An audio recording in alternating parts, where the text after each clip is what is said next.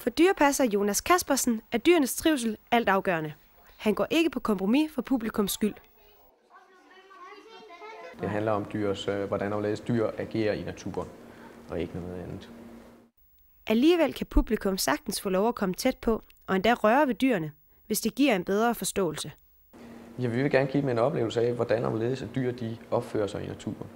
Og de skal også, hver gang de går hen til et anlæg, så kunne vi godt tænke os, at de skal se et lille bitte mikroskopisk udsnit af dyrenes naturlige habitat.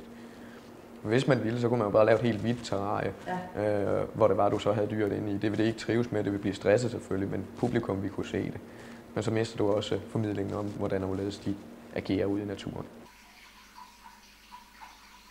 Pythonslangen her har lige fået mad, og hvis det stod til Jonas Kaspersen, burde krybdyr ikke kunne købes af private. Krybdyr er ikke kæledyr og bør ikke sælges som det. Tit og ofte så tiltrækker krybdyr også det sådan lidt uheldige klientel af folk, som ikke har råd til at købe en bil, de kan gå og blære sig med. Så er det meget fint at have en slange for eksempel og tage ud af et bur, man kan sætte op og blære sig med over for kammeraterne.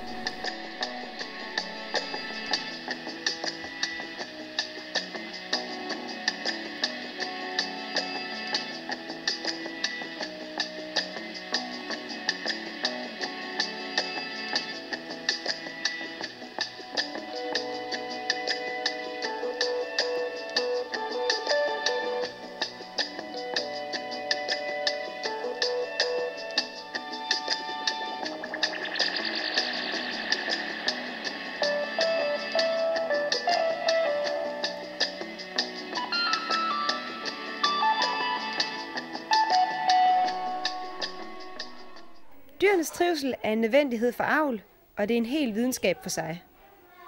Hvordan og hvorledes får man skidte til at avle? Jeg tror, det er sådan noget, der er lidt spændende. Man skal lige knække koden til de enkelte dyr. Det er ikke bare sådan noget, man lige gør. Der skal være de helt rette temperaturer, de skal have de rette skjul, og så skal de have et rigtigt sted, de gider at grave æggene ned. En af de arter, hvor avlskoden er svær at knække, er hos den vietnamesiske æskeskildpadde. Trods stor ihærdighed hos alle parter, venter de stadig på gevinsten.